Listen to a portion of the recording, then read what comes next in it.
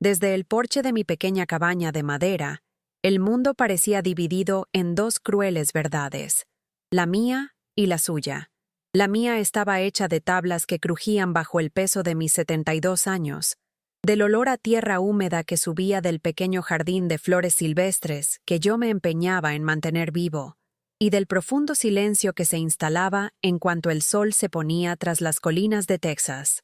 El único sonido que me hacía compañía era el del viento, un lamento constante que atravesaba las rendijas de las paredes, trayendo consigo un frío que no era solo de la noche, sino del alma. La verdad de él, por otro lado, brillaba a lo lejos, una herida de luz en el terciopelo oscuro del horizonte. La mansión de mi hijo, Daniel, era una promesa de cristal y acero, un monumento al éxito que él construyó sobre las cenizas de lo que un día fuimos. Las luces encendidas en sus enormes ventanas parecían estrellas lejanas e inalcanzables, cada una de ellas un recordatorio del abismo que ahora nos separaba.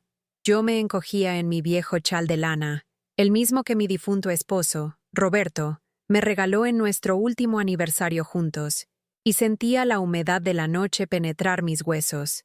Era un frío diferente, uno que empezaba por dentro, una fiebre lenta que llevaba días ignorando, pero que ahora se aferraba a mis pulmones con una terquedad siniestra. Sostenía entre mis dedos temblorosos la única fotografía que me quedaba de nuestra antigua vida, la imagen descolorida de un Roberto, sonriente, y un Daniel aún niño, con los ojos llenos de un amor que ya no reconocía. Aquella noche, con la fiebre quemando mi cuerpo y la soledad congelando mi alma, entendí la verdadera herencia que mi marido había dejado. No el dinero que construyó aquella mansión fría, sino el vacío que ahora representaba. Y fue en ese vacío donde la muerte comenzó a visitarme, susurrando que lo único que me quedaba era el recuerdo de un amor que mi propio hijo había decidido enterrar junto con su padre. Y, por primera vez, no sentí miedo de ella, solo un cansancio profundo, una rendición silenciosa a la oscuridad que prometía, finalmente, liberarme del dolor de mirar aquella casa iluminada y saber que, para mi único hijo, yo ya no existía. Si amas a Jesús y crees que esta historia nos enseñará algo, suscríbete para no perderte los próximos episodios de Historias de Sanación y Sabiduría. Tu suscripción es un acto de fe en tu propia transformación. Te pido que te unas a nuestra comunidad de almas, que ya han pasado por algo parecido. La fiebre no llegó como una ola, sino como un ladrón silencioso que se instala dentro de casa. Primero, robó el calor de mis manos, después la fuerza de mis piernas, y por último, la claridad de mis pensamientos. Desperté aquel martes por la mañana envuelta en sábanas húmedas de sudor, con un peso sobre el pecho que convertía cada respiración en una ardua batalla. El aire en la pequeña cabaña era denso y viciado, con el olor dulzón de mi enfermedad y de la madera vieja que ya no conseguía retener el calor. Afuera, el sol de Texas brillaba con una indiferencia cruel, pintando rayas de luz en el suelo polvoriento que solo evidenciaban mi negligencia. Intenté levantarme para buscar un vaso de agua, pero mis músculos se negaron a obedecer. Mi cabeza daba vueltas y el mundo parecía inclinarse peligrosamente. La mansión de mi hijo, visible desde la ventana del cuarto, parecía más lejana que nunca, un palacio de hielo en un planeta extraño. Cada detalle de mi soledad se volvía agudo y doloroso. El tic-tac del reloj en la pared, un regalo de bodas de hacía 50 años, sonaba como una cuenta atrás. El grifo de la cocina goteaba con una persistencia enloquecedora, cada gota un recordatorio de mi incapacidad para arreglarlo. Era una prisionera en mi propio cuerpo, en mi propia casa. La humillación de tener que pedir ayuda era un veneno que se mezclaba con la enfermedad. Daniel y su esposa, Amanda, habían sido claros. «Mamá, ahora tienes tu independencia», dijeron, el día que me mudaron aquí, sus voces sonando más como un despido que como un gesto de cariño. La cabaña era, según ellos, más que suficiente para mis sencillas necesidades. Y ahora, mis necesidades no eran nada sencillas. Necesitaba un médico, medicinas, un caldo caliente. Necesitaba un hijo, pero el hijo que tenía ahora era un extraño que vivía detrás de muros de cristal, y yo no sabía cómo alcanzarlo. Con un esfuerzo que pareció arrancarme la última gota de energía, conseguí ponerme de pie. Me apoyé en los muebles como si fueran amigos leales. Cada paso una pequeña victoria contra el mareo que amenazaba con derribarme. El camino hasta la pequeña farmacia del pueblo era un sendero de tierra que se extendía por casi 1 kilómetro. Una distancia que antes recorría con facilidad, pero que ahora parecía una travesía por el desierto. El sol castigaba mi rostro pálido y febril, y el polvo que levantaban los coches que pasaban se pegaba a mi piel sudada, creando una máscara de suciedad y desesperación. Cada faro que se acercaba me hacía encogerme de vergüenza, rezando para que no fuera nadie conocido. Pero la suerte, como siempre, no estaba de mi lado. Al entrar en la farmacia, el aire frío del aire acondicionado fue un choque brutal contra mi cuerpo sobrecalentado. Y allí, en el mostrador, estaba la señora Gable, cuyos ojos eran más afilados que su lengua. Fingí no verla y me dirigí al joven farmacéutico, con la voz convertida en un susurro ronco. Pedí los antibióticos más fuertes que pudiera venderme sin receta. Él me miró con una desconfianza profesional, pero cogió la caja. El momento de la verdad llegó con el datáfono. Cuando introduje la tarjeta, el aparato emitió un pitido agudo y denegó la transacción. «Saldo insuficiente», dijo el chico, en un tono de voz demasiado alto, como si anunciara mi pobreza al mundo entero. Sentí que la sangre huía de mi rostro. Los ojos de la señora Gable, reflejados en un espejo detrás del mostrador, se clavaron en mí. No dijo nada, pero su silencio era un veredicto, una mezcla de lástima y satisfacción, por confirmar los rumores que seguramente ella misma había ayudado a difundir. La viuda, abandonada por el hijo millonario. Tuve que irme de allí solo con un jarabe barato para la tos, el frasco de cristal helado en mi mano, una prueba tangible de mi humillación. El camino de vuelta fue una nebulosa de vergüenza y agotamiento. El sol parecía burlarse de mí, y cada piedra en el camino de tierra parecía una acusación. Al llegar a la cabaña, la puerta se abrió con un gemido cansado, y me desplomé en la primera silla que encontré, el pequeño frasco de jarabe rodando por el suelo de madera. El silencio de la casa era ahora opresivo, llenado solo por el sonido agudo y doloroso de mi propia respiración. Afuera, el mundo continuaba. Pude oír el sonido lejano de un cortacésped que venía de la dirección de la mansión de mi hijo, un sonido de normalidad, de una vida que seguía adelante sin mí, próspera e indiferente a mi lucha. Sentí las lágrimas calientes correr finalmente por mi rostro, no de tristeza, sino de pura rabia e impotencia. Yo, Elena, que crié a mi hijo sola tras la muerte prematura de su padre en un accidente de trabajo, que fregué suelos y cociné para extraños para que él pudiera ir a la universidad. Estaba ahora reducida a esto, una figura patética, enferma y sin dinero, siendo juzgada por las miradas de la comunidad, que un día me respetó como matriarca. Fue entonces cuando vi un coche familiar ralentizando en el camino. Era el doctor Miller, el médico del pueblo, un viejo amigo de mi Roberto. Detuvo el coche, su rostro arrugado por la edad y la preocupación, y me observó a través de la ventana por un largo momento. Llamó a mi puerta, y el sonido en la madera vieja resonó como una sentencia. Yo no lo sabía, pero aquella llamada no era el fin de mi soledad. Era el comienzo de una tormenta que nos arrastraría a todos. Antes de la mansión de cristal y la cabaña de madera, estaba nuestra casa, una casa pequeña, con un porche que mi Roberto construyó con sus propias manos y donde, en las noches cálidas de verano, nos quedábamos viendo a las luciérnagas danzar sobre el césped. No teníamos mucho, pero lo que teníamos era real. Roberto era un hombre de manos callosas y sonrisa fácil, un obrero de la construcción que creía en dos cosas por encima de todo: en la solidez de una pared bien levantada y en la promesa de un futuro mejor para nuestro Daniel. Cada dólar que ganaba se dividía entre las necesidades del presente y los sueños del futuro. El mayor de esos sueños era la educación de nuestro hijo. Él no se va a romper la espalda bajo el sol como yo, Elena, me decía, mientras se limpiaba la grasa de las manos. Él va a usar la cabeza, va a ser alguien. Y por eso, pagó, mes tras mes, sin fallar nunca, una póliza de seguro de vida. Para él no era una inversión, era un testamento de amor, una garantía de que, aunque él faltara, los sueños que construimos, para Daniel permanecerían en pie. Recuerdo el olor a hierba recién cortada los sábados, el sonido de su risa resonando por la casa mientras jugaba con un Daniel aún pequeño, el sabor del guiso que yo preparaba y que, para él, era el mejor del mundo. Nuestra riqueza no estaba en una cuenta bancaria, sino en la textura de aquella vida sencilla y compartida.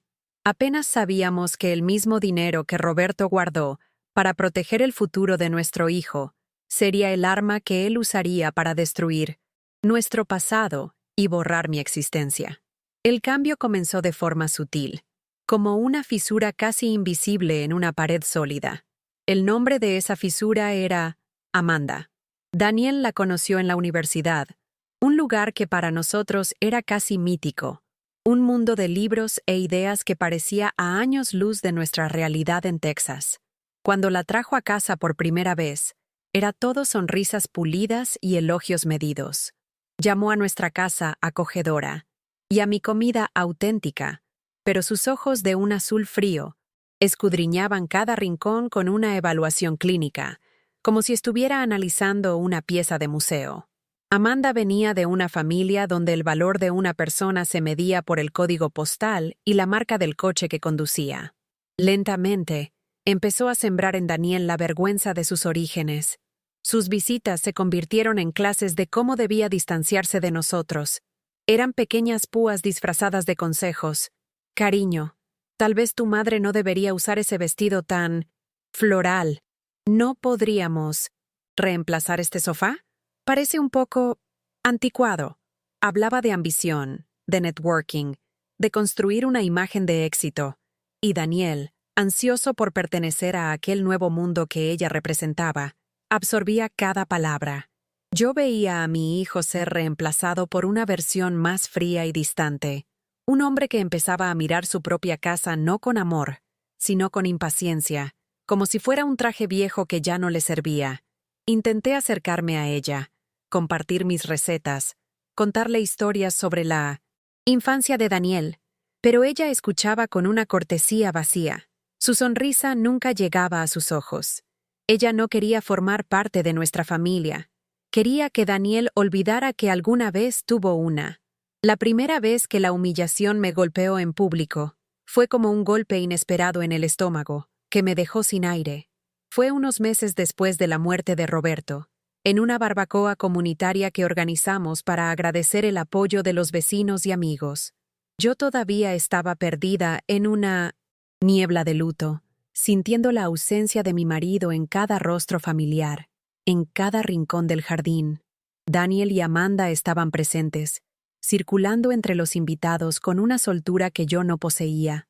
En un momento dado, me aparté a la cocina para buscar más limonada, y al regresar, oí la voz de Amanda, clara y distinta, proveniente de un grupo de personas que no conocía, amigos elegantes que habían traído de la ciudad.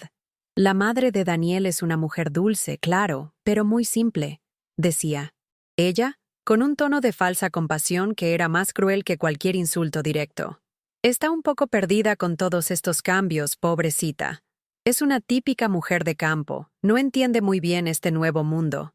Mi mundo, el mundo que construí con mi marido durante 50 años, era ahora reducido a una anécdota, un ejemplo de simplicidad pintoresca para entretener a los nuevos amigos ricos de mi hijo. Lo peor fue ver a Daniel, que estaba lo suficientemente cerca como para oír cada palabra. Miró en mi dirección. Nuestros ojos se cruzaron por una fracción de segundo.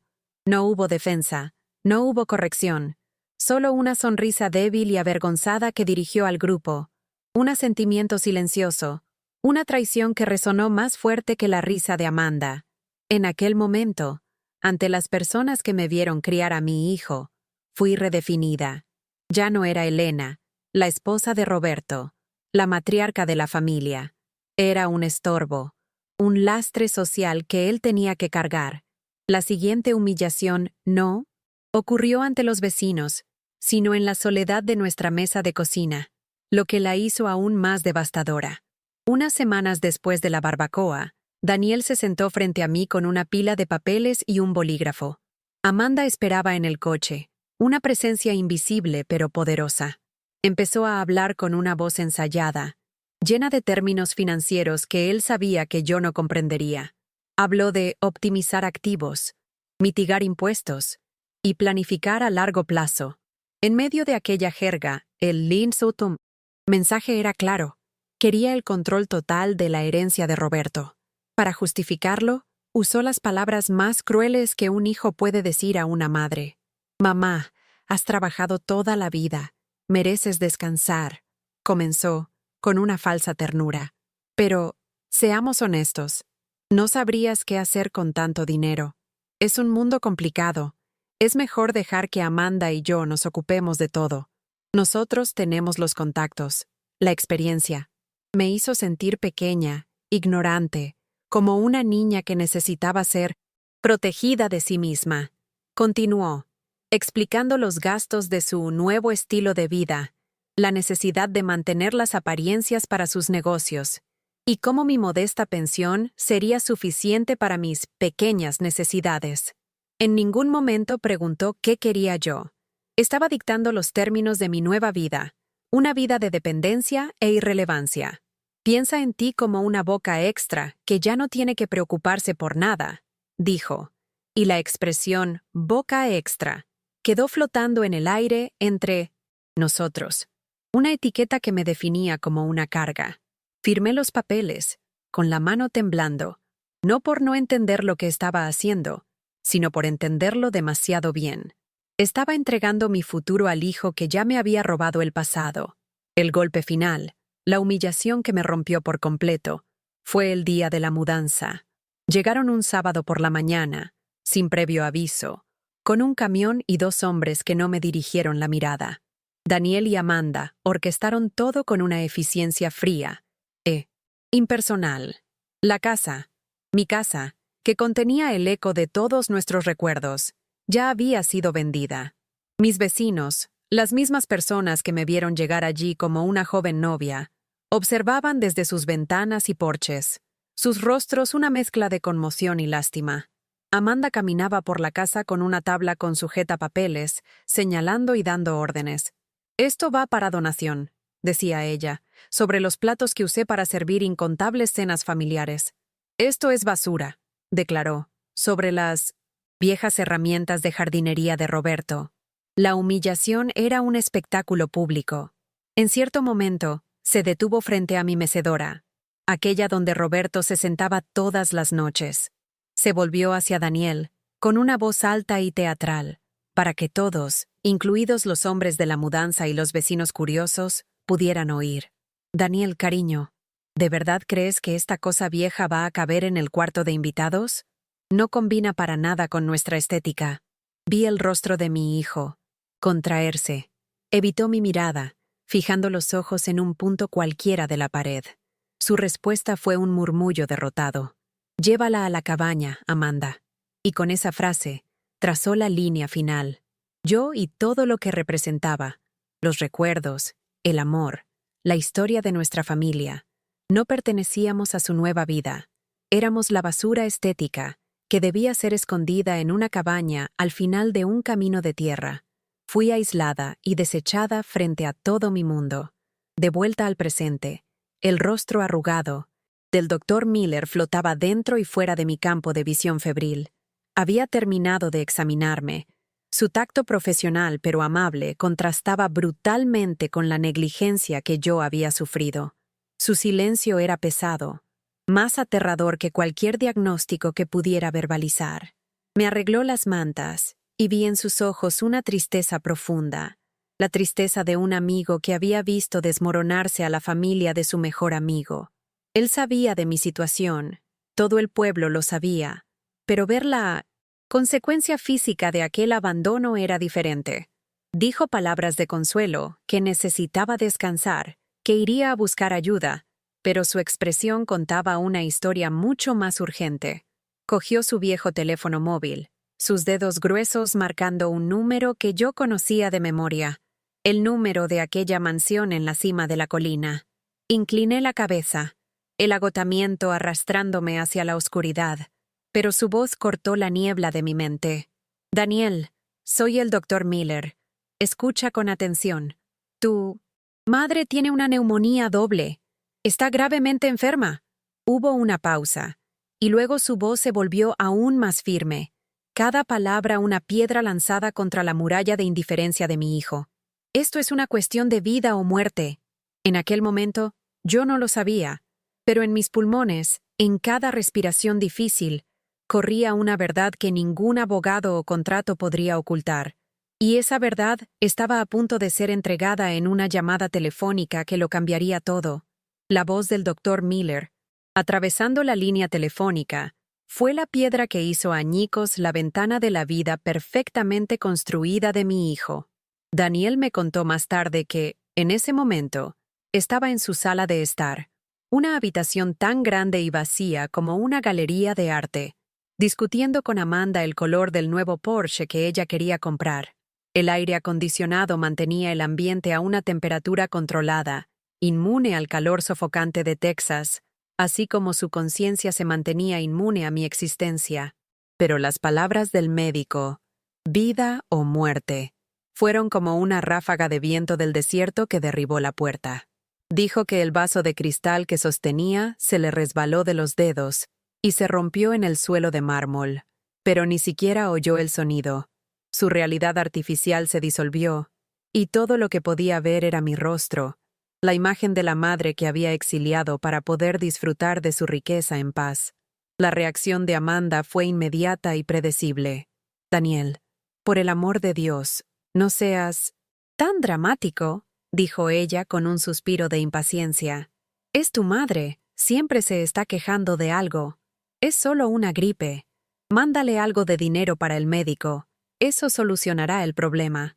Fue la frialdad de aquellas palabras, la forma en que me redujo a un problema que debía resolverse con dinero, lo que finalmente rompió el hechizo que ella ejercía sobre él.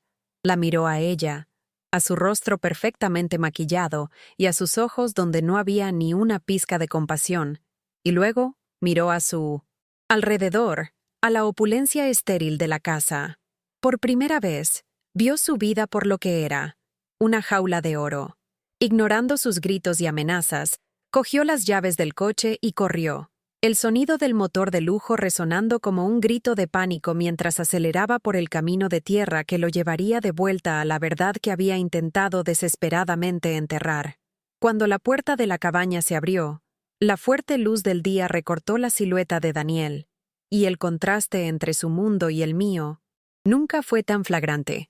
Entró, trayendo consigo el sutil olor de un perfume caro que se mezcló con el pesado hedor de mi enfermedad, y la visión de su traje impecable parecía una aberración en aquel ambiente de pobreza y abandono.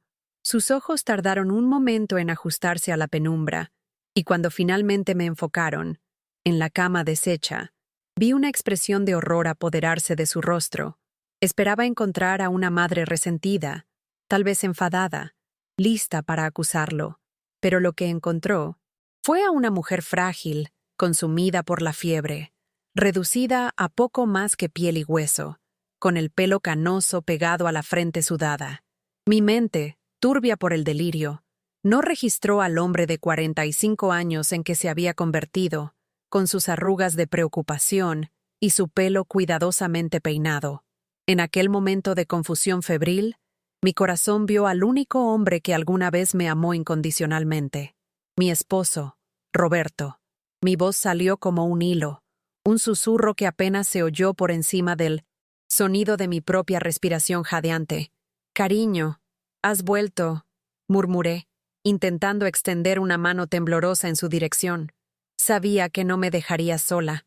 El impacto de aquellas palabras, de aquel amor puro y delirante que lo absolvía de toda culpa, lo golpeó con la fuerza de un puñetazo. No había acusación, no había rabia, solo la certeza inquebrantable de mi amor. Daniel se derrumbó, Sus rodillas golpearon con fuerza el suelo de madera polvorienta, y su cuerpo fue sacudido por un sollozo que parecía venir de las profundidades de su alma. Por primera vez en muchos años, mi hijo lloró. En un instante, la culpa se transformó en acción. Con una delicadeza que ya no recordaba que poseía, Daniel me envolvió en las mantas más limpias que encontró y me levantó en sus brazos. No pesaba casi nada. Me sacó de la cabaña, hacia la luz cegadora del sol, y me colocó con cuidado en el asiento del pasajero de su coche de lujo, donde el cuero frío fue un choque contra mi piel febril. El viaje hasta la mansión fue un silencio tenso, solo interrumpido por mi respiración dificultosa. Esperándonos en la imponente entrada, como un general preparado para la batalla, estaba Amanda. Su rostro, al verme en brazos de Daniel, se transformó en una máscara de furia helada. «¿Qué estás haciendo, Daniel?», siseó ella, su voz como el látigo de una serpiente. «¿Qué es eso?». La forma en que usó la palabra «eso», como si yo fuera un objeto sucio que él había arrastrado dentro de su casa. Inmaculada, fue la gota que colmó el vaso. Una calma peligrosa se apoderó de Daniel. El hombre que siempre había temido el desdén de su esposa desapareció, y en su lugar surgió algo más fuerte, algo que se parecía a su padre. «Es mi madre, Amanda», dijo él, su voz baja pero cargada de una autoridad que la hizo retroceder un paso. «Y se va a quedar aquí. Su vida está en peligro por mi culpa». Amanda intentó argumentar, hablando de la reputación, de las apariencias, de lo que los vecinos y sus amigos pensarían, pero Daniel ya no la escuchaba. «Si no puedes vivir con mi madre bajo el mismo techo», continuó él, mirándola directamente a los ojos, «entonces la puerta está ahí. Puedes irte». Sin esperar una respuesta, pasó a su lado, llevándome al corazón de la casa que me había sido negada, y me acostó suavemente en el sofá de terciopelo blanco de la vasta sala de estar, marcando con aquel gesto el fin de una alianza y el comienzo de su dolorosa redención. Los días que siguieron fueron una nebulosa de medicamentos, agujas y los rostros desconocidos de enfermeras que Daniel contrató. La mansión, antes un santuario de opulencia silenciosa, se transformó en una unidad de cuidados intensivos. Amanda desapareció en su habitación, y la casa se sumió en una guerra fría, donde las comidas se dejaban en bandejas en la puerta, y las únicas palabras que se intercambiaban eran a través de mensajes de texto cargados de rabia. Daniel no se apartó de mi lado. Se sentaba en una silla cara, que parecía incómoda, y me observaba durante horas. Su rostro un mapa de culpa y agotamiento. Cambiaba mis compresas, ayudaba a las enfermeras, me leía en voz baja, incluso cuando yo estaba durmiendo. En cada gesto, veía su intento desesperado de redimirse, de cuidar mi cuerpo para evitar tener que lidiar con la herida que había abierto en mi alma. Poco a poco, con los antibióticos haciendo efecto, la fiebre empezó a ceder, y la niebla en mi mente comenzó a disiparse. Tuve momentos de lucidez en los que veía la angustia en sus ojos, el miedo a lo que sucedería cuando estuviera lo suficientemente fuerte como para enfrentarlo. Me cuidó con una dedicación frenética, como si pudiera revertir el tiempo con medicamentos y mantas de cachemira. Pero ambos sabíamos que la enfermedad de mi cuerpo era la más fácil de curar. La verdadera herida estaba entre nosotros, silenciosa e infectada, y la conversación que se avecinaba sería más dolorosa que cualquier fiebre. A la mañana siguiente, lo que hice, dejaría a todos, especialmente a él, con la boca abierta. «Nos gustaría sentir tu presencia en este preciso momento. Por favor, escribe en los comentarios desde qué ciudad nos estás viendo y qué hora es ahí ahora». Al hacer esto, creamos una red de energía y apoyo para esta historia. Un recordatorio de que no estamos solos en nuestras batallas. Cada comentario es un punto de luz en nuestro proceso de sanación. A la mañana siguiente, la fiebre había remitido, dejando tras de sí una claridad frágil, pero nítida. Daniel entró en la habitación de puntillas, su rostro pálido y ansioso, preparado para la tormenta de acusaciones que creía merecer. Esperaba gritos, lágrimas, recriminaciones, Pero no le di nada de eso. Mi fuerza nunca estuvo en el volumen de mi voz, sino en la profundidad de mi silencio. Con un gesto, le pedí que me ayudara a levantarme. Obedeció, sus brazos fuertes sosteniéndome con una vacilación culpable. Ignoré el sofá de terciopelo donde me había acostado y señalé una simple silla de madera que una de las enfermeras había traído, posicionándola frente a la enorme ventana de cristal que daba al jardín meticulosamente cuidado. Me senté allí, de espaldas a la opulencia de la sala, y me quedé observando el vuelo de un colibrí. Él se quedó de pie, sin saber qué hacer, su masiva presencia pareciendo fuera de lugar en el silencio que yo impuse. Después de un largo momento, me volví hacia él, y mi voz, aunque débil, era firme. Daniel, me gustaría una taza de té, con 2 cucharadas de azúcar y una gota de leche, como solía preparártelo después de la escuela. La petición, tan simple, tan doméstica, lo golpeó con más fuerza que cualquier grito. No era una petición de una paciente, sino una orden suave de una madre. En ese instante, en esa sala que me era extraña, yo ya no era su víctima. Le estaba recordando quién era yo, quiénes éramos nosotros, y recuperando silenciosamente el control de la narrativa de nuestra vida. La tensión se acumuló a lo largo del día, una electricidad estática que llenaba cada rincón de aquella casa fría. Por la noche, la última enfermera se fue, dejándonos solos por primera vez desde que llegué. La chimenea de gas estaba encendida, sus llamas perfectamente simétricas danzando sin calor. Un reflejo perfecto de aquel hogar. Yo seguía en mi silla, observando el fuego artificial, cuando sentí que su espíritu finalmente se quebraba. Se acercó lentamente y se arrodilló a mis pies. El sonido de sus rodillas al golpear la alfombra. Cara fue el único ruido en la sala. Su fachada de control se desmoronó por completo y enterró el rostro en mis piernas, su cuerpo sacudido por sollozos profundos y dolorosos que venían de un lugar de vergüenza largamente reprimida. «Mamá, perdóname», balbuceó, las palabras ahogadas por la tela de mi bata. «Te deseché como si no fueras nada. Te cambié por todo esto». Su confesión salió a borbotones, un torrente de palabras que detallaba su debilidad, su codicia, la forma en que la voz de Amanda se había vuelto más fuerte en su cabeza que su propia conciencia. No intentó justificarse ni culpar a nadie. Simplemente expuso su fealdad, su monstruosidad, con una honestidad brutal que era, en sí misma, una súplica de salvación. Miraba el brillo de esta casa y me sentía poderoso, confesó, con la voz entrecortada. Pero por dentro me estaba pudriendo. Te dejé morir, mamá. Por dinero. No lo interrumpí.